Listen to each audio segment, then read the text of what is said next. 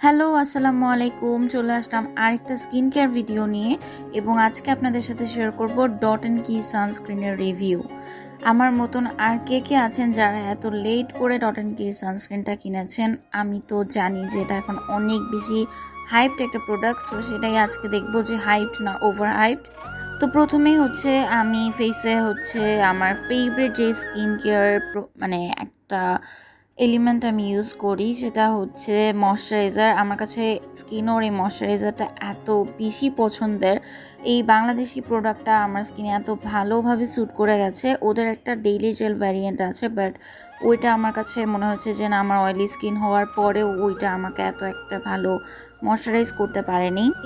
তাই আমি ওদের হাইড্রেটিং যেই ভ্যারিয়েন্টটা আছে সেটা ইউজ করি। এবার চলে আসি হচ্ছে সানস্ক্রিনের কথায়। আমি আসলে যেটা বলবো যে আমি অনেক লেট করে ফেলেছি সানস্ক্রিনটা রিভিউ করার জন্য, কারণ আমি এর আগে হচ্ছে বিউটি অফ জোসিয়নের যে সানস্ক্রিন সেটা ইউজ করতাম। তো আমি ভাবলাম যে এবার একটু বাজেট ফ্রেন্ডলি কোনো সানস্ক্রিন ট্রাই করে দেখা যাক। তো খুঁজতে খুঁজতে আমি ডট অ্যান্ড কি সানস্ক্রিনটা পেয়ে যাই। ডট অ্যান্ড কির অনেকগুলো ভ্যারিয়েন্ট আছে, বাট আমি চুজ করেছি হচ্ছে ভিটামিন সি প্লাস ই এর যে ভ্যারিয়েন্টটা, এটা। তো এই ভ্যারিয়েন্টটা আমাকে স্যুট করবে কি না এটা নিয়ে আমি একটু চিন্তায় ছিলাম, কারণ আমাকে ভিটামিন সি অত একটা স্যুট করে না। তারপর আমি রিস্ক নিয়ে হচ্ছে এইটা কিনে ফেললাম।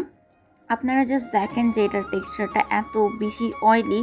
জাস্ট বোতলটা আমি উপর করে ধরার পরেই এটা জাস্ট মুখের ওপর পড়ে গিয়েছে, এবং আমি 3-4 দিন ইউজ করার পরেও সেম জিনিসই খেয়াল করছি যে এটা অনেক বেশি ওয়াটারি একটা টেক্সচারে চলে আসছে। এখন আমি জানি না যে এটা কোনো প্রবলেম বা কিছু, যদিও এটা ফেসে ইউজ করতে খুবই সুবিধা, কিন্তু আপনাকে ফেসটাকে শুকাতে বা ড্রাই করতে একটু টাইম দিতে হয়। আপনি যদি টাইম না নিয়ে রেডি হওয়া স্টার্ট করেন তাহলে এটার ওপর কোনো ধরনের পাউডার বা কোনো ধরনের মেকআপ কিন্তু বসবে না। যেহেতু এটা অনেক বেশি ওয়াটারি একটা টেক্সচার, তাই এটাকে ড্রাই হতে আপনাকে সময় দিতে হবে। কিন্তু এটা মুখে ব্লেন্ড করতে অনেক বেশি ইজিয়ার হয় এবং কোনো হোয়াইট কাস্ট আমার মুখে দেয়নি। তো এবার যদি 3-4 দিন ইউজ করার পরে ওভারঅল আপনাদের সাথে একটা রিভিউ শেয়ার করি, তাহলে বলতে হবে যে ডট অ্যান্ড কির সানস্ক্রিনটা আমার মেবি স্কিনে একটু অ্যাকনি প্রবলেম করছে, যেহেতু ভিটামিন সিটা আমাকে খুব একটা স্যুট করে না। তাই যাদের ভিটামিন সি স্যুট করে না তারা এই ভ্যারিয়েন্টটা ইগনোর করবেন।